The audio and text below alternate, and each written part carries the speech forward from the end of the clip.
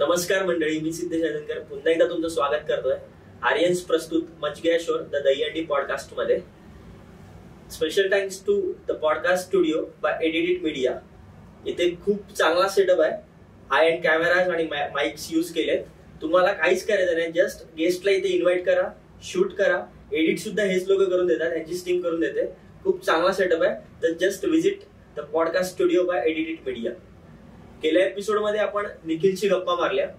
या एपिसोड मध्ये आपल्या बरोबर अविनाश राणे उपस्थित आहे. चला तर त्याचं स्वागत करूया. अविनाश राणे,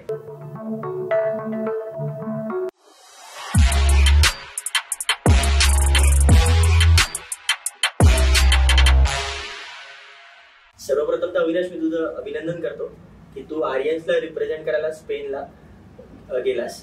तर आमच्यासाठी पण ही खूप प्राऊड मुवमेंट होती की तुम्ही दोघं म्हणजे निखिल आणि तू आर्यन्सला रिप्रेझेंट करायला स्पेनला गेला. त्यामध्ये तुझं खूप खूप अभिनंदन. तर या स्पेन दौऱ्याची सुरुवात कशी झाली, काय सांगशील? सगळ्यात अगोदर तर मी अभिनंदन तू माझं केलंस ते तर आहेच, पण हे फक्त माझ्या एकट्यामुळे किंवा निखिलमुळे नाही झालं. मी पूर्ण आर्यन्सचं अभिनंदन करतो याच्यामध्ये. कारण की जरी स्वप्न आपण बोलतात ना, तुला माहिती आहे की आपण काम करतो, आपण अगोदरपासून खेळतोय. जसं झालं की मुन्ना, तू, बंटी झाला, ते जरी आपण बघितलं असेल ना तेव्हा की स्पेनला जाऊया किंवा हे, पण हे बाकीचे जे 200-250 जण आहेत ते जर खेळले नसते किंवा त्या लोकांनी आपल्याबरोबर युनिटीने अजूनपर्यंत राहिले नसते ना, तर आम्ही दोघं तिथपर्यंत नाही पोहोचू शकलो असतो. तर स्पेनचं टूर हे आधी पण होत होत्या, पण तेव्हा काही ऑफिशियल लोक होती आणि काही मोठ्या मंडळातले जी सिलेक्टेड प्लेयर्स होते त्यांचा तेवढा चांगला गेम होता, तर त्या लोकांपासून ती सुरुवात झाली होती. आपल्याला पण तेव्हा वाटायचं की आपण पण जाऊ किंवा आपल्यातलं कोणीतरी जावं. प्रत्येकालाच वाटतंय की आता पण आपल्या आर्यन्स मध्ये पण सर्वांना वाटत असेल की जावं, पण काही मेन क्रायटेरिया असतील किंवा काय, त्यावेळेला पण तसंच होतं. प्रो गोविंदाच्या ज्या सिलेक्टेड क्वालिफाईड ज्या टीम्स होत्या त्या प्रत्येकामध्ये 2 प्लेयर्स घेऊन जाणार होते. तर तुला माहिती असेल आपण एकदा खाली गेलो होतो, मला अभि सरांचा कॉल आलेला की स्पेनला जाण्यासाठी निखिलचा आणि अविनाश तुझं सिलेक्शन झालं आहे. सो तो मोमेंट खूप प्राऊड वाला होता माझ्यासाठी की एवढी वर्ष जेव्हा वाट बघत होतो. की गेल्या वर्षी पण जेव्हा आपण 5 वेळा 8 तर जाऊन उतरवले होते आणि आपला जल्लोषचा कार्यक्रम होता, त्यावेळेला गीता मॅडमने येऊन सांगितलं होतं की तुमच्यासाठी एक खुशखबर आहे की तुमच्यातला ऍटलीस्ट एक प्लेअर तरी आमच्या बरोबर स्पेनला जाणार नेक्स्ट इयर. पण तिकडे कॉम्पिटिशन ही 2 वर्षानंतर होते. बरोबर, आता या वर्षी झाली तर ती पुढच्या वर्षी असेल, पुढच्या वर्षी असेल. तर आपल्याला ते थांबावं लागलं अजून 1 वर्ष. आपण वाट बघत बसलो की या वर्षी आपल्याला जाईल, पण त्यामध्ये गेलं नाही. मग नंतर या वर्षीच्या प्रो मध्ये आपण डिस्क्वालिफाय झालो, क्वार्टर फायनलला हारलो आणि त्यानंतर ती न्यूज आली होती की आपण स्पेनला जातोय. पण तेव्हा निखिलचं पण असंच मत होतं आणि माझं पण असं होतं की आपण जाणार कुठच्या तोट्याने, तर आपण प्रो मध्ये डिस्क्वालिफाय झाले. तो त्या गेमचा पार्ट असेल, पण तू स्पेनला जाताना काय म्हणून जाणार. बरोबर, पण आपण ती आग ठेवून हंडीच्या दिवशी 6 वेळा 9 तर उतरवले आणि त्यावेळेला एक समाधान मानायला लागलं की आता मी ताटमानेने स्पेनला जाऊ शकतो. असं नव्हतं की आपली कारकीर्द काही कमी होती किंवा काय, पण बोलतात ना की जाण्यासाठी काहीतरी पाठीमागे चांगला मोठी. ह्या वर्षामध्ये तू काय केलंस, तर कोणतरी उद्या तुला विचारलं की तुमचं सिलेक्शन कसं झालं किंवा काय, भले तू अगोदर मागे काही केलेलं असेल, पण या वर्षी तुझी सुरुवात होताना थोडीशी चुकलेली होती, पण आपण हंडीच्या दिवशी ती केली. सो ते खूप मला बरं वाटलं. म्हणजे या दिवशी अभिसरांचा मला फोन आला, त्यावेळेला खूप मला ते असं बरोबर झालं. मग मी निखिलला पण सांगितलं की आपलं झालंय आता सिलेक्शन जाण्यासाठी. जसं म्हणाल अभिसरांचा फोन आला, आपण खाली गेलेलो, मला ते आठवलं ते दिवस की आपण खाली गेलेलो, अभिसरांचा तुला फोन आला आणि आपण जस्ट बस स्टॉपच्या इकडे जवळपास कुठे तू बाजूला जाऊन फोन पिक केलास. सगळं झालं, तुझं बोलण्यात आलं होतं. त्यानंतर तू येऊन मला सांगितलंच पण की मी आणि निखिल असं जातोय, आमच्या दोघांचं सिलेक्शन झालंय. त्यानंतर मी तुला पहिला क्वेश्चन हा केला की तू जातोयस, तर तू म्हणाला म्हणजे काय जातोय. त्यानंतर मी बोललो आई पाठवेल काय तुला. त्यानंतर तू काय म्हणालास, घरातून मला बाहेर काढलं तरी मी जाणार. कारण का तू काइंड ऑफ ममाज बॉयस आहे. तर तू म्हणजे घरच्यांची रिएक्शन कशी होती, आईची रिएक्शन काय होती? Mama's boy in the sense माझ्या आईला दहीहंडी हा प्रकार नाही पटत, म्हणजे माझ्या घरातच नाही पटत. कारण की ते लोक खूप घाबरतात आणि मी अगोदरपासून खूप धडपड आहे. त्यामुळे त्यांचं असं आहे की मी नाही केलास तरी चालेल. पण आता कसं झालंय, लहान असताना ऐकतो मी, माझी दहीहंडीची सुरुवात पण अशीच केली. मी घरात सांगून जायचो की मी प्रॅक्टिस बघायला जातोय, तिथे येऊन उभा राहतोय, 2 तास उभा राहतो. थोड्या दिवसानंतर मी हळूहळू चालू केलं खेळायला. तर असं होतं, त्यांना ते अगोदर गोष्टी नाही माहिती पडल्या. पण अगोदरच माझ्या घरातलं वातावरण आहे, आताच फरक आहे. कारण की आता जसं निखिल शिकवतो किंवा आपण पण कामं करतो, आणि आपण सेफली मुलांना घरी घेऊन येतो, तर त्यामुळे त्यांना थोडं, पण हा त्यांना अभिमान वाटला असेल, पण त्यांनी तो दाखवला नाही अगोदर. कारण की माझ्या आईचं हेच होतं, इकडे अंडी घ्यायला मी रोखलं गेलं, आता स्पेनला जाऊन पण थर लावायचे, एवढा लांब जाणार आहे, पहिलीच इंटरनॅशनल ट्रिप होती, तर जरी कुठेतरी त्यांना अभिमान वाटत असेल ना, तर तिला ती भीती होती. आणि तिला नेहमीच असते, तिला तू आता जर जाऊन सांगितलंस ना की अविनाशला नका पाठवू, ती नाही पाठवलं. सपोज नाही पाठवलं आईने तर काय केलं असेल? मी हट्ट की खूप मेहनत केली, त्यांना पण माहितीये की त्या गोष्टीसाठी खूप मेहनत केली आहे. आपण रात्र प्रॅक्टिस करायचो, लेट झोपायचो, पण कामावर वगैरे जायचो, पूर्ण आपलं सगळं रुटीन आपण प्रायोरिटीज चेंज करून टाकल्या होत्या. तर त्यांना तेवढं माहिती आहे आणि केलं असतं थोडंसं हट्ट आणि ऐकलं असतं. सिलेक्शन प्रोसेस कशी होती, काय सांगशील? सिलेक्शन प्रोसेस असं होतं की मला जस्ट कोणत्या बेसिसवर तुम्ही फोन आला, तर आता अगोदर ते लोक सिलेक्ट करायचे, जसे काही की तेव्हा कमी गोविंदा पथकांमधून घेऊन जायचे, पण आता त्या लोकांना जसं की स्पेनच्या लोकांच्या पण रिक्वायरमेंट्स आहेत. त्यांचं म्हणणं आहे की तुम्ही जर जास्त लोक येणार असेल तर आम्हाला तिकडे तुमचं परफॉर्मन्स पण बघायला आवडेल, कारण की त्या लोकांना पण तिकडे काही लोक आहेत आन्सरेबल आहेत. सो मग तू असंच कोणाला पण नाही घेऊन जाऊ शकत. तर त्यामुळे या लोकांनी यावेळेला क्रायटेरिया, जी प्रो मध्ये 16 टीम होत्या क्वालिफाय झाल्या, त्यामध्ये प्रत्येकामधले 2-2 जण जातील.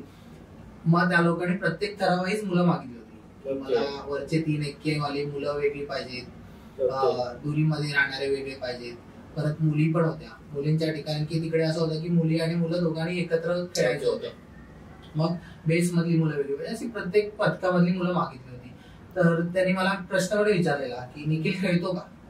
निखिल खेळतो म्हणजे निखिलचा जन्मच त्याच्यासाठी झालेला आहे, तो खेळतोच. मी बोललो मी तर खेळतो, पण तो शिकवत असला तरी, जरी थराच्या बाहेर उभा असला नॉर्मली, पण तो प्रॅक्टिसच्या वेळेला आम्हाला जेव्हा काय दाखवायचं असेल तेव्हा थरात उभा राहतो.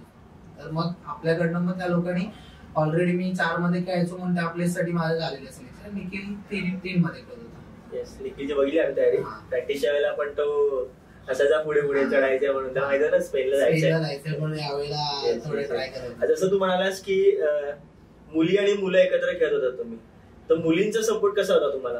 मुलींचा सपोर्ट म्हणजे एक टाइम असा होता सुरुवातीला जेव्हा आपण प्रॅक्टिस चालू केली होती, असं नव्हतं की विदाउट प्रॅक्टिस आम्ही तिकडे गेलो. आम्ही जवळपास 1 महिना वेलेपार्लेला वामन दुबाशी ग्राउंड आहे, तिकडे रोज संध्याकाळी 8 ते 9 प्रॅक्टिस चालायची. डेव्हिड दादा, सुधीर दादा आणि संदीप सर हे लोक प्रॅक्टिस घ्यायचे. तर मुली कुठेच कमी नव्हत्या.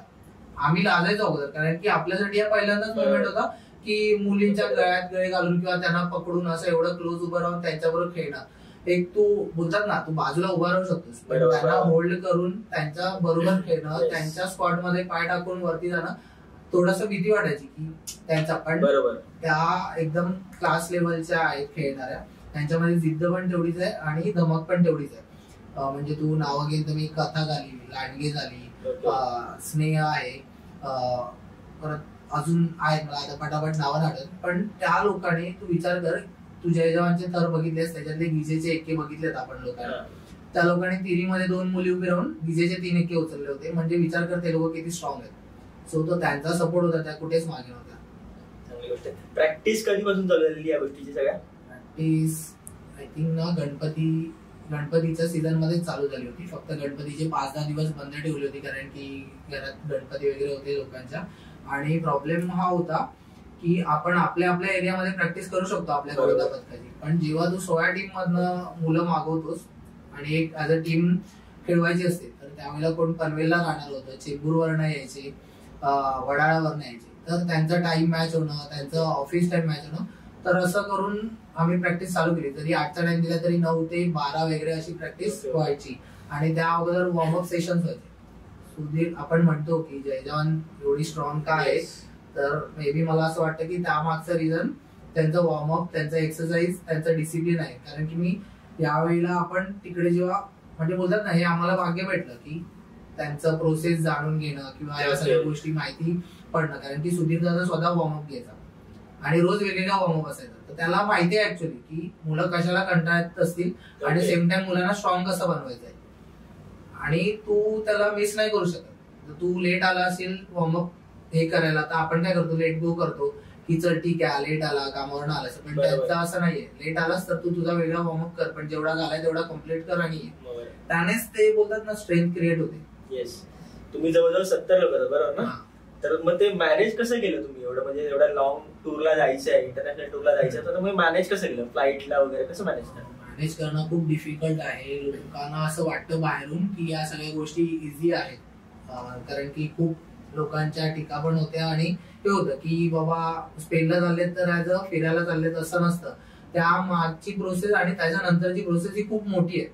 तर आपला यश गोविंदा पथकाचा विवेक नाथी आहे, दुसरा दादाचं नाव नाही आठवत तो, आणि आपला संदेश महाडिक, हे लोक असे होते की ते दिवस रात्र काम करत होते. डॉक्युमेंट्स गोळा करणं, आपले सॅलरी स्लिप्स म्हण किंवा बाकीचे तुझे जे काय पासपोर्टसाठी विजासाठी जे काय गोष्टी लागणार आहेत त्याचा पाठपुरावा करणं.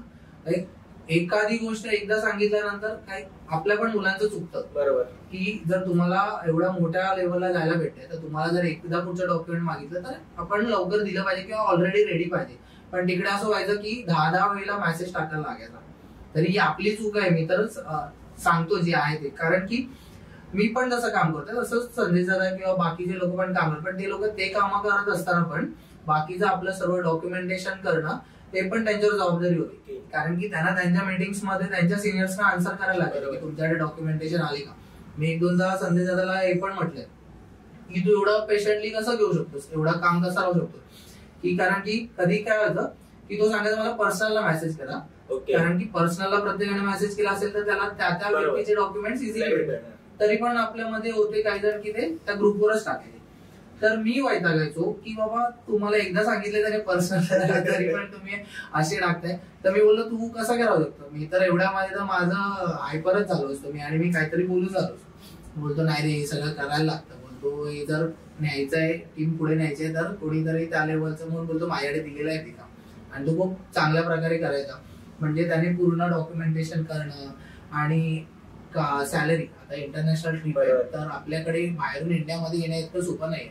तुला जर युरोपियन कंट्रीज मध्ये जायचंय तर तुझा बँक बॅलन्स जास्त असणं मस्ट आहे.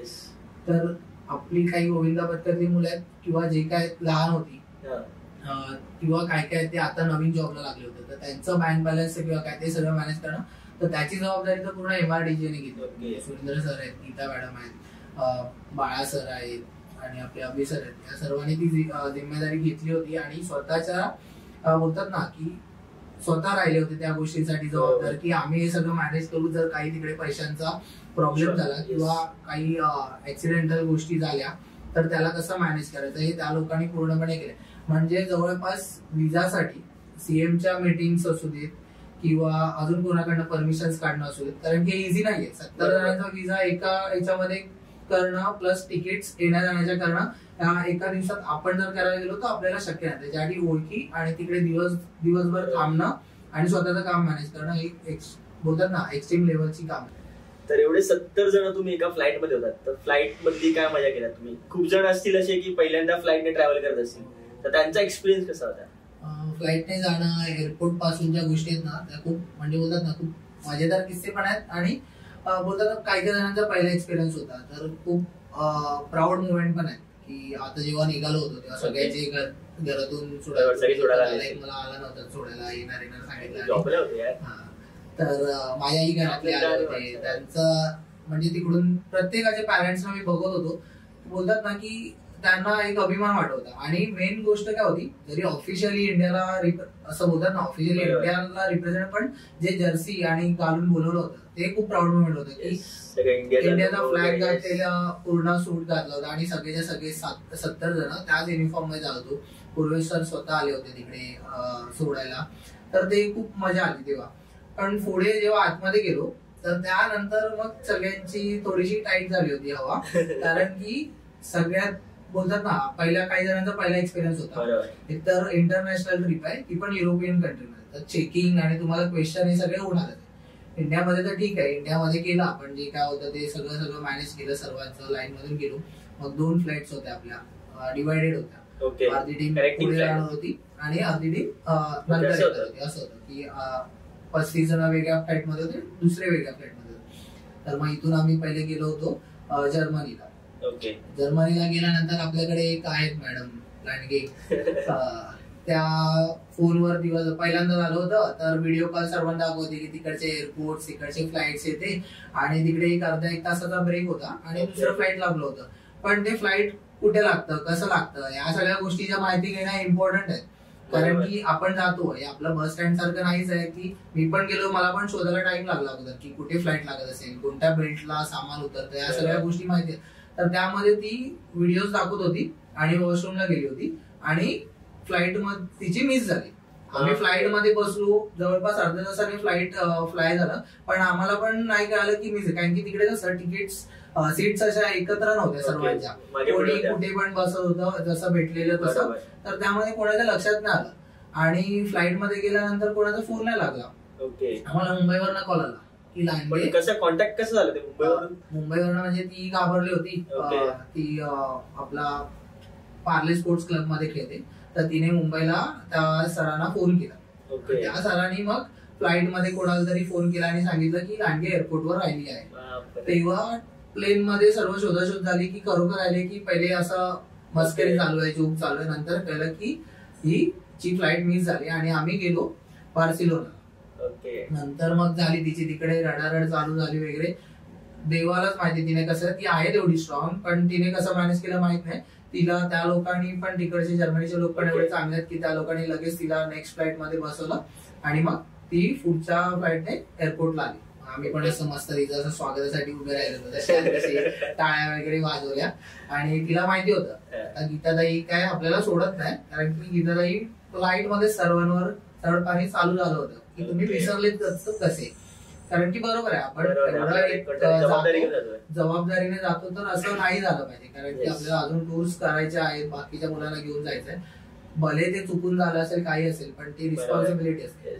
तेव्हा ती आली, पण गीताताईने पण थोडंसं शांतीने घेतलं, कारण की तिने आल्याच रडायला चालू केलं. तर मग ती झाली होती आणि तिला पूर्ण टूर मध्ये ती हायलाइट होती. तिला नंतर मग एका ठिकाणी आम्ही वायनरीजला गेलो होतो, तिलाच मधमाशी चावली होती, तिकडे पण तिचा रडारड चालू झाली होती. तर ते असे खूप सारे किस्से आहेत. तिकडे राहायची वगैरे सोय कशी होती तुमची? तिथे एक मेयर्सचं हॉस्टेल आहे. हॉस्टेलमध्ये आम्हाला ठेवलं होतं. 3 फ्लोअरचं होतं. ग्राउंड फ्लोअरला आपल्याला जेवणाची सोय होती, फर्स्ट फ्लोअरला लेडीज आणि अजून 2 रूम मध्ये मुलं होती आणि 3rd फ्लोअरला आम्ही सर्व होतो. म्हणजे तुम्ही तिकडे हॉस्टेल लाईफ एन्जॉय केलं. पण मग तिकडे काय मजा मस्ती चालू होती का? मजा मस्ती सगळं. आता नवरात्रीचे दिवस होते, गरबा वगैरे सर्व चालू होतं. कारण की 1-2 दिवस असे होते की काही काम नव्हतं किंवा आम्ही लवकर आलो होतो आणि पुन्हा क्लबला जाण्यासाठी, प्रॅक्टिसला जाण्यासाठी टाइम असायचा. त्या टाइम मध्ये ते करायचं. सगळ्यांचा तुमचा मूर्ख असेल ना कोणतरी जो पुढाकार घेऊन काम करते? मूर्ख म्हणजे होते, प्रत्येक फ्लोअरला नेमून दिले होते. पण माझ्या कारणामध्ये जर कोण पुढे असेल तर एक विवेक बांदेकर दादा, त्याने बस मध्ये फुल धमाल, त्याचं गाणी वगैरे. आणि विवेक कोचरेकर असा तुम्हाला जेवढं शांत माणूस वाटतो तेवढाच अवली आहे तो. त्याच्याबद्दल काही किस्से सांगू शकतोस? किस्से म्हणजे त्याचं गरबा खेळ, डान्स कर, बाकी गोष्टीत कोणाची मस्करी करायची आहे, काय करायचं आहे, म्हणजे हंडीची प्रॅक्टिस असेल त्यावेळेला तो शांत असेल, पण बाकीच्या टाइम मध्ये त्याला असं डेव्हिड दादा पण तुम्हाला तो एवढा स्ट्रिक्ट वाटेल असा आजूबाजू किंवा शांत वाटेल, पण असं ऍज अ ग्रुप थोडासा जो बोलतात ना फन पार्ट असतो त्यामध्ये ते लोक एक्स्ट्रीम लेवल आहेत. मग आता आम्ही तरात उभे असायचो तर प्रत्येकाची आपली आवाज द्यायची, तुम्हाला माहिती डेव्हिड दादा कसा आवाज वगैरे. तर मग विवेक दादा तर चालू असताना थोडंसं सिरियस वाटत झालं का मग त्याच्या आवाजामध्ये आवाज द्यायचा, तर मग ते असं हसवायची वगैरे. ठीक आहे. तिकडे तुमचं प्लॅनिंग कसं होतं? म्हणजे तुम्ही तिकडे फिरलात वगैरे की फक्त प्रॅक्टिस आणि मग इव्हेंट अटेंड करायचं होतं की बाकीचं पण प्लॅनिंग होतं? तिथे टाइम टू टाइम सर्व व्हायचं. म्हणजे आधी सांगितलेलं असायचं उद्या कोणती टॅक्सी घालायची, बस या टाइमला येणार आहे, त्याच्या अगोदर तुम्ही रेडी राहा, नाही आलात तर बस निघून जाणार, मग तुम्ही तुमचं मॅनेज करा जे आहे ते. कारण की हे राहणं पण तेवढंच गरजेचं आहे. कारण की मग राहणं पण तेवढंच जरुरी आहे, कारण की आपण कुठेतरी बाहेर जातोय. आणि तर मग तिकडे त्यांची 70 सीटर बस यायची, त्यांचा एक गाईड असायचा त्या क्लबचा एक, तो आम्हाला घेऊन जायचा. मग एक दिवस फायनरीला गेलो होतो, एक दिवस बार्सिलोना क्लबला गेलो होतो, असं त्या ठिकाणी जाऊन आपल्याला परफॉर्म करायचं होतं. बाकीची लाईफस्टाईल कशी आहे तिकडची? स्पेनची तिकडची लाईफस्टाईल खूप म्हणजे बोलतात ना, तू तिकडे गेल्यानंतरच तुला पाय टाकल्याच कळेल की आपण कुठेतरी वेगळ्या ठिकाणी आलो. मे बी तिकडे पॉप्युलेशन कमी आहे म्हणून असेल, पण त्यांचे रुल्स अँड रेग्युलेशन पण तेवढे स्ट्रिक्ट आहेत. Okay. ड्रायव्हिंग म्हण, त्यांचे ट्रॅफिक रूल्स आहेत ते तिकडे 100 मीटरला झेब्रा क्रॉसिंग आहे. तू झेब्रा क्रॉसिंग वरनं जात असेल तर गाडी तू किती पण काय पण कर, गाडी तुला क्रॉस करून जाणारच नाही. पण हे जर आपण आपल्या इकडे केलं तर आपण कट मारून जाऊ कोणाला तरी, किंवा लेनच्या त्यांच्या डिरेक्शन दिलेल्या आहेत. भले रस्त्यावर गाड्या नसतील तरी पण ते त्याच डिरेक्शनने जाणार, त्या लाईन मारलेल्या असतात रोड्सवर, त्या लाईन क्रॉस करूनच जाणार असं. आणि त्यांच्याकडे ह्युमन म्हणजे बोलतात ना ह्युमन व्हॅल्यू खूप आहे, कारण की त्यांच्याकडे पॉप्युलेशन कमी आहे तर लोकांना ते जास्त प्रेफरन्स देतात असं. व्हिडिओज मध्ये आम्ही बघितलं तुम्ही प्रॅक्टिस सेशनला तिकडे गेला, तर तिकडचा एक्सपिरियन्स कसा होता तुमचा? तिकडे प्रॅक्टिस सेशन म्हणजे असं असायचं की आपण किती पण काय पण केलं तरी प्रॅक्टिस ही कमीच पडते. तर जेवढी मुंबईमधून प्रॅक्टिस करून गेलो होतो ना, तर ती थोडीशी तिकडे गेल्यानंतर त्या वातावरणामध्ये करणं हे थोडंसं, कारण की तिकडे थोडंसं थंड क्लायमेट होतं. तर एक दिवस असं होतं की आम्हाला सकाळी जेव्हा जायचं होतं ट्राय खेळायला, आम्हाला सकाळीच लवकर बोलवलेलं आणि प्रॅक्टिस करायला लावली होती. म्हणजे जवळपास 8-9चा टाइम असेल, 8-9चा. आणि आम्ही तिकडेच हॉस्टेलच्या बाहेरच तिकडे तलावाची प्रॅक्टिस करत होतो. तर तिकडे आपले फॉर्मेशन तिकडे एक किस्सा झाला होता. म्हणजे एक हिस्ट्री टीचर होती, एक लेडी, आणि अभिसर मागे उभी होती. ती जाताना लोक बघायची की काय करतायत लोक वगैरे, तर ती थांबून मग तिने पूर्ण इन्फॉर्मेशन घेतली की काय करतायत कसं आहे. ती तिकडे हिस्ट्री शिकवते. तर तिला शिवाजी महाराजांचा हिस्ट्री एवढी माहिती नव्हती.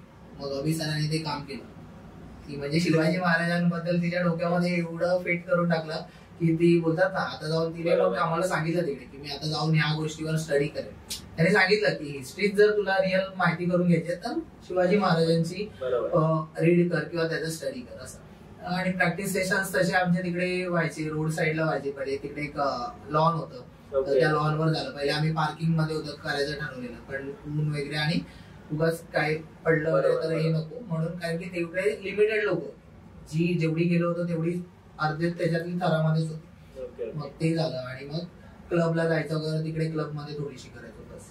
आम्ही बघितलं व्हिडिओज मध्ये पण खूप फॅन मुवमेंट्स बरोबर तू बोललास, म्हणजे फॅन मुवमेंट्स वगैरे झाले खूप. त्याबद्दल काय सांगशील? त्यांना काय वाटतं आपल्या आर्यन्स बद्दल, तर ते काय सांगशील तू? तर अगोदर बोलण्यासाठी रेडी नव्हतो, पण मुन्नाचं असं होतं की जे काम मी इकडे मुंबईमध्ये करतो, ब्लॉग्स बनवणं आणि हे करणं, ते जाऊन तुला करायचंय. तर आधी म्हणजे इंग्लिश बोलण्याचा एवढा प्रॉब्लेम नाहीये, पण तो थोडासा कॉन्फिडन्स लेवल आहे ना, ते थोडंसं कमी होतं.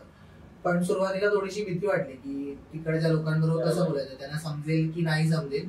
पण एकदा जेव्हा मी त्यांच्यावर कन्व्हर्सेशन चालू केलं ना, तर त्यावेळेला नंतर मग तो कॉन्फिडन्स पण आला की नाही आपण बोलू शकतो. आणि ते लोक एवढे प्रेमळ आहेत की ते लोकांना नॉलेज द्यायचं आहे किंवा बोलायचं आहे जसं आहे ना ते सांगायचंय. तर मी खूप जणांशी नंतर तिकडे इंटरव्ह्यूज घेतले त्यांचे.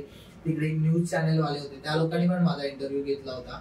पॅक्स गावामध्ये आम्ही गेलो होतो तेव्हा बाकीच्या लोकांना पण विचारलं की तुम्हाला ते कल्चर एक्सचेंज करणं कसं वाटतं किंवा काय. तर ते लोकांना, इंडियाची लोक म्हणजे खूप बोलतात ना, ते आपले फॅन आहेत. म्हणजे गोविंदाचे तर ते लोक आपल्याला गोविंदा गोविंदा, त्यांना हिंदी गाणी आहेत ती पाठत आपली गो गो गोविंदा वगैरे. त्यांच्या क्लब मध्ये किंवा पार्टीज असते तेव्हा ते लोक ती वाजवतात आणि आपल्याला खूप प्रेस करतात ते लोक. हंडी वगैरे पण तिकडे बांधलेली. हा, हंडी वगैरे पण बांधली होती. आपल्या संस्कृतीमध्ये जे जे काय होतं ते त्यांना तिकडे बघायचं होतं आणि त्यांच्या लोकांना दाखवायचं होतं. म्हणजे बोलतात ना ऍक्च्युअल कल्चर एक्सचेंज जे असतं ते त्यांनी करायला चालू केलंय. जसं निखिलने सांगितलं असेल तुम्हाला पहिल्याच्यात की त्यांनी आपल्या स्टाईलने त्यांच्या गावामध्ये थर लावले होते, तर ते लोक आपल्या स्टाईलने चालू केले त्या लोकांनी खेळायला. तर त्या गोष्टी आहेत की म्हणजे ते लोक बोलतात ना की पूर्ण त्या गोष्टीमध्ये घुसलेले आहेत. म्हणजे त्यांच्याकडे वर्षाचे 12 महिने नाही म्हटलंच तरी चालूच असतं की खेळ खेळणं. आणि त्यांच्याकडे एक चर्च पण आहे. म्हणजे तुला जर माहिती करायचं असेल की आता आपण बोलतो आपल्याकडे कृष्ण जन्मापासून आहे, पण त्यानंतर तो मधला पिरियड होता तिकडे आपल्याकडे कोण दहीहंडी नाही करत. एक कोणत्या तरी टाइम असेल 100 वर्षापूर्वी की कोणीतरी चालू केलं असेल आपल्या इकडे दहीहंडी खेळायला. पण त्यांच्याकडे एवढं जुनं आहे की त्यांच्याकडे जेवढं जुनं चर्च आहे त्या चर्च मध्ये पण ते ग्लास पेंट केलेले असतात. त्या पेंटिंग्स मध्ये त्यांचे टॉवर्स, ह्युमन टॉवर्स पिक्चर काढलेले आहे. म्हणजे किती जुनं कल्चर आहे त्यांचं ते बघ. अविनाश, तू पण त्यांच्याबरोबर खेळलास तिकडे, तर तुझा एक्सपिरियन्स कसा होता त्यांच्याबरोबरचा? माझं तर पहिलं खेळणं मिस होणार होतं, कारण की तिकडे गेलो तेव्हा मी आजारी पडलो. मला सर्वांनी सांगितलं की तू रूमवर झोप, तुला नाही आलास तरी चालेल, तिकडे काय नाही, फक्त जाऊन व्हिजिट करायचं वगैरे. डेव्हिडने सांगितलं होतं मला की तू झोप, म्हणजे ताप वगैरे उतरेल तुझा. आणि हे सगळे गेले होते सकाळी. मी ऍक्च्युअल मध्ये कपडे वगैरे करून झोपलो होतो, कारण की खूप थंडी पण वाजत होती. पण टाइम मला जेव्हा कळलं की तिकडे फक्त असेच जात नाहीत विजिटला, हे लोक तिकडचं शिकणार आहेत. म्हणजे तिकडे टोनीने सेशन ठेवला होता की त्यांच्या स्टाईलने शिकायचं. मी तसाच उठलो आणि लगेच शूज वगैरे घातले आणि विवेक दादा आणि मी आम्ही दोघंच एकटेच नंतर चालत चालत, मी माझ्याकडे जॅकेट नव्हतं, मी निखिलचं जॅकेट वगैरे तिकडून काढलं, म्हणजे जेवढं मला गरम होईल जाईपर्यंत चालत जाईल आणि जेवढं घाम होईल मला ते सेशन मिस नाही करायचं होतं. कारण की तेच इम्पॉर्टंट होतं. आपण तिकडे गेलो होतो ते हेच की आपल्या मुलांसाठी काहीतरी आपल्याला घेऊन यायचं होतं की काय चालतं कसं चालतं ते असं एका विजिट मध्ये किंवा एका अटेम्प्ट मध्ये तर येणार नाही, पण जे काय असेल ते. तर तिकडे खेळायची खूप मजा आहे, त्यांच्या टेक्निक्स खूप वेगळे आहेत, त्यांचे फॉर्मेशन्स वेगळे आहेत. आता जसं की आपण आपले फॉर्मेशन्स घेऊन गेलो होतो तिकडे 3च फॉर्मेशन घेऊन गेलो, 3 का 4 एक्क्यांचा एक, मुलींचे 2 एक्क्याने थर आणि मुलांचे 3 एक्क्याने 7 थर वगैरे असे. त्यांच्याकडे एवढे फॉर्मेशन्स आहेत की आपण बोलतात ना, आपण कॅल्क्युलेट पण नाही करू शकत. जसं की कॉम्पिटिशन झाली होती त्यांच्याकडे, कॉम्पिटिशन्स मध्ये प्रत्येकाला 5-5 चान्स असतात. एवढ्या टीम होत्या, 16 टीम ज्या काय त्यांच्या खेळ होत्या त्या एकत्रच खेळायच्या, पण बॅक टू बॅक एकेकाला चान्स भेटायचा. तिकडे गेल्यानंतर पूर्ण स्टेडियम मध्ये तू उभंच राहायचंय. आपले पाय दुखतात, आपण दहीहंडीच्या दिवशी पण कुठेतरी आपल्याला टेकायला भेटायला टेकतो, पण ते कंटिन्यू उभे असतात. त्यांच्यात तेवढी स्ट्रेंथ त्या लोकांनी मेंटेन केलेली आहे. तर त्यांच्याकडे 5-5 राऊंड होतात आणि मग त्या 5 राऊंड मध्ये ज्याचे पॉईंट जास्त ती टीम जिंकते. त्यांचे फॉर्मेशन आहेत ते 2D 3D वगैरे, म्हणजे 2 वर 2, 2D म्हणजे खाली जर 2 उभे असतील तर ते वरतीपर्यंत पण 2च असतात, खाली 3 असतील तर वरतीपर्यंत पण 3-3 तरच होतात. तर असं ते 4D जे काय डी लावतात त्याच्या अगोदर जो नंबर असेल तेवढेच त्यांचे बेस पासून टॉप पर्यंत पाहिजेत तर असं. पण एक होतं की माहिती होतं की विला फ्रँकाकडे बोलतात ना हुकमाचे एक्के आहेत आणि त्यांच्या मेन ट्राय होत्या त्या ठेवल्या होत्या. जसं की बाकीच्या तिकडच्या क्लब्सने त्यांच्या मेन ट्राय पहिल्या 2 राऊंड मध्येच कव्हर करून टाकल्या होत्या आणि यांची जी ट्राय ती 3ऱ्या का 4थ्या राऊंडला काढली आणि तिकडेच गेम संपवून टाकला. म्हणजे त्यांच्यामध्ये तेवढा प्रॅक्टिस त्यांनी केली होती की दरवेळेला काहीतरी वेगळं आणायचं आणि अशी ट्राय घेऊन यायची की त्याचे पॉईंट सगळ्यात जास्त असतील. त्यांचं पॉईंट स्टेबल आहे, ऑलरेडी त्यांच्या ट्राय लिहिलेल्या आहेत, पण त्या ज्याला जास्त मार्क आहेत ती ट्राय करण्यासाठी पण त्यांना लोक लागतात. मेन आपला त्या लोकांचा पर्पज तो होता आपल्याला तिकडे बोलवण्याचा की त्यांना आपण बोलतात ना लोक लागतात सपोर्टला किंवा काय, आणि ते लोक त्यांच्यासाठी पण खूप लोक येतात बाहेरून पण. तर त्यांच्याबरोबर खेळायला मिळालं. त्या भले ट्राय मध्ये पिलर्स मध्ये उभं राहायला मिळालं, पण त्या बेस मध्ये उभं राहायला मिळतं. तिकडे तू उभं राहिलास आणि तिकडे बोलतात ना त्या गर्दीमध्ये उभं राहिलास का त्यांची ट्राय संपेपर्यंत तुला बाहेर येता नाही येणार, म्हणजे त्यांना पुश केलेलं असतं पूर्ण. मग भले काही पण होते, तुझ्या अंगावर किती पाय पडतो. आम्ही एक वेळेला प्रार्थना करायचो की बाबा कोणाचा पाय नको पडतो, त्यांचे पाय खूप हेवी आहेत. तर जोपर्यंत ट्राय उतरत नाही तोपर्यंत तू त्याच्यातून बाहेर येऊ नाही शकत. तू फुल प्रिपेअर असेल तरच जायचं. आणि त्यामध्ये तू बघशील ना तर तुला आपोआपच स्ट्रेंथ येते, कारण की तिकडे म्हातारी लोक पण असतात, त्याच्यामध्ये मुली पण असतात. म्हणजे ते लोक जर खेळू शकतात मग आपण का नाही खेळू शकत. जसं आपण एनर्जी गेन करायला आपण लाईनअप देतो, गणपती बाप्पा मोरया वगैरे आपण सगळं बोलतो, तसं ते लोक काय करतात. त्यांच्या इकडे असं एवढं नाहीये, पण त्यांचे 1-2 काहीतरी आहेत त्यांचे वर्ड, स्पॅनिश मध्ये वर्ड आहेत, पण ते 1-2च आहेत, ते त्यामध्येच लिहितात. त्यांच्याकडे जास्त आवाज नसतो, एकदा शांत म्हटलं की शांत. जसं की क्लब मधला एक किस्सा सांगेल. पहिल्याच दिवशी ज्यावेळेला गेलो मी ब्लॉग बनवतो म्हणून मी 4 बाजूने फिरत होतो आणि त्यांनी सायलेन्स मध्ये त्यांचे ट्राय चालू झाले. तर एक कोणतरी माणूस होता, त्याच्या शूजचा आवाज येत होता आणि तो चालत होता. तर लिटरली एका माणसाने त्याला थांबवलं, एका जागेवर उभं केलं की तेवढा पण आवाज नकोय. म्हणजे एवढं डिसिप्लिन आहे त्यांच्याकडे की कसलाच आवाज नाही पाहिजे. जर त्यांनी त्यांच्या कॅप्टनने सांगितलं ना की आता शांत व्हायचं तर शांत. आपण त्या गोष्टी शिकल्या पाहिजेत त्यांच्याकडनं. आणि हेच नाही, आता आपण दहीहंडीच्या दिवशी जातो, एवढं मोठं कॉम्पिटिशन किंवा मैदानामध्ये खेळतो, बाकी खूप आवाज असतो, म्युझिक चालू असतात, काय चालू असतात. पण इकडे स्पेनमध्ये जेव्हा बाकीचे क्लब्स त्यांच्यावर खेळवते तर बाकीच्या क्लब्सनी पण तेवढीच डिग्निटी मेंटेन केली होती की जर एखादी क्लब ट्राय लावते तर बाकीच्यांचा पूर्ण आवाज बंद असायचा, म्हणजे कोणाचाच आवाज नसायचा. म्हणजे विचार करा, एवढ्या लाखो लोकांमध्ये कोणाचाच आवाज नाही, म्हणजे काहीतरी ते लोक एक डिसिप्लिन घेऊन चालतात. जिंकल्यानंतरचा मुवमेंट कसा होता. जिंकल्यानंतरचा मुवमेंट म्हणजे खूप प्राऊड फील झाला की आपण एवढी वर्ष मुंबईमध्ये वाट बघतोय की 10 तर कधी बघणार आपण. जय जवान ट्राय करते, आपण पण ट्राय करतो त्यावेळेला की जय जवान सुरक्षा उभी राहू देत आणि 10 तर लागू देत, पण नाही होत. पण ह्यावेळेला तर तू ऍक्च्युअल मध्ये तर आम्ही 10 थरामध्ये उभे होतो. 10 तर स्पेन वाल्यांसाठी नथिंग आहे, त्यांच्याकडे फॉर्मेशन्सला मार्क आहेत, त्यांच्यासाठी 10 तर लावणं मोठी गोष्ट नाही, पण आपल्यासाठी मोठी गोष्ट होती. तर ती तिकडे एक असा मुवमेंट होता, तेव्हा जेव्हा जिंकले तर त्यांचा जेवढा फॅन क्लब स्टेडियम मध्ये बसला होता त्यांनी तेवढा मोठा फ्लॅग आणला होता आणि तू बघितला असा पूर्ण वेव्ह केला होता, तर असा अंगावर काटा आला होता पूर्ण. आपल्याला कसं त्यांचं आपण जसं जिंकल्यावर म्हणजे आपली ट्राय वगैरे सक्सेस झाल्यावर आपण जसं जल्लोष करतो तसंच ते लोक पण जल्लोष सगळीकडे सेमच. जिंकल्यानंतर कोण कोणाला नंतर पार्टी वगैरे होती. हा पार्टी होती क्लब मध्ये. ज्या दिवशी जिंकलो त्याच रात्री क्लब मध्ये पार्टी होती. आता तिकडच्या पार्टीज त्या वेगळेच घेतल्या पाहिजेत, तर त्यामध्ये असं ड्रिंक होतं वगैरे तर आपण नाही करत म्हणून असं नाही की तिकडे नव्हतं, पण तिकडे सगळं ते जिंकले तर त्यांचं संपलं. गेम झाला तर मग ते गेमच्या बाहेर येतात. ज्यावेळेला गेम खेळायचं त्यावेळेला गेम मध्ये, आणि ज्यावेळेला एन्जॉय करायचं तेव्हा एन्जॉय करायचं. आपल्या मुलांनी पण खूप मजा केली. मोहित आहे, मोहितला ऍज अ पर्सन मला खूप शांत वाटला होता, पण तिकडे त्याने एक जो डान्स केला होता तिकडचे 4 मुली येऊन त्याला जॉईन झाले होत्या. म्हणजे असं त्याने कोणाला अप्रोच नाही केलं होतं की तू माझ्यावर येऊन डान्स कर, पण त्याचा डान्स बघून आणि ते टॅलेंट बघून अजून लोक येऊन त्याला जॉईन झाले होते. तर आपल्याकडे पण आहेत टॅलेंटेड लोक. निखिलला सुद्धा एक क्वेश्चन केलेला, तुला पण तोच क्वेश्चन करतो की आपले मुलं सगळे पॉडकास्ट बघतात तर त्यांना तू काय सांगशील, काय शिकण्यासारखं आहे स्पेन वाल्यांकडून कॅसलर्सकडून? जे लोक बघतायत मला आणि ज्यांनी आपला पॉडकास्ट नाही बघितला पण ज्यांना माहिती आहे आणि ज्यांना दहीहंडी खेळायचे किंवा फ्युचर मध्ये नेक्स्ट लेवलला जाऊन खेळायचंय ना, त्यांनी तर सगळ्यात आधी पहिले स्वतःची स्ट्रेंथ वाढवायला चालू करा. कारण की दहीहंडी सण एका जागेवर आहे आणि आता हा ऍज अ गेम वेगळ्या लेवलला आलेला आहे. तर त्यामुळे जर तुम्हाला नेक्स्ट लेवलला जायचंय आणि तुम्हाला तिथे पोहोचायचं ना, तर तुम्हाला काहीतरी वेगळं द्याल. तुमच्या डेली लाईफ मधून तुम्हाला एक वेगळा टाइम काढून द्यायलाच लागेल. नाहीतर आपण नेहमी असंच बोलतो की ही टीम गेली, याच टीम मधली लोक का जात आहेत, त्याच टीम मधली लोक का जात आहेत.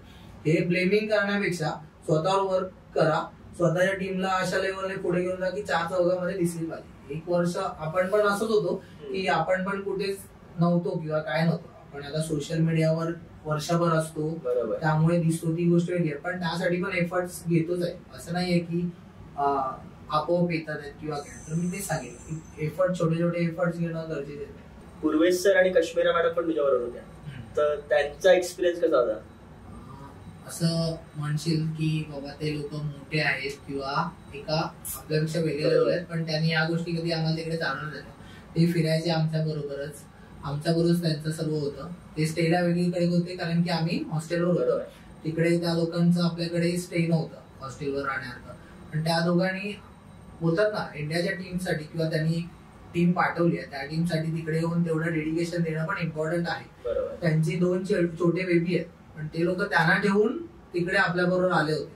सो ते बोलतात ना की मी त्या गोष्टीसाठी त्यांना श्रेय देतो की बाबा एखाद्या गोष्टीमध्ये त्यांनी जर एंट्री केली आहे तर ते त्या गोष्टीला पूर्णपणे सपोर्ट करतात. तेच नाही तर पूर्ण महाराष्ट्र राज्य दहीहंडी गोविंदा असोसिएशनची टीम आहे, त्या लोकांचे एफर्ट्स, या गोष्टी ज्या झाल्या आहेत. आता स्पेनची टीम पूर्ण टूर झाली, त्याचं श्रेय मी त्या सर्वांना देईन. आणि ही बाकीची पण जी गोविंदा पथकातली मुलं आहेत त्यांच्याबरोबर जे बॉन्डिंग झालंय आता आमचं, तर त्या लोकांना पण तेवढंच थँक्यू बोलेन. कारण की त्या लोकांनी जर समजून नाही घेतलं असतं ना एकमेकांना, तर ते थर लागले नसते. नेहमी आपण आता जेव्हा तू मुंबईमध्ये येऊन कॉम्पिटिशन करतोस तेव्हा आपण एकमेकांच्या ऑपोजिटच खेळतो, as a part of game आहे.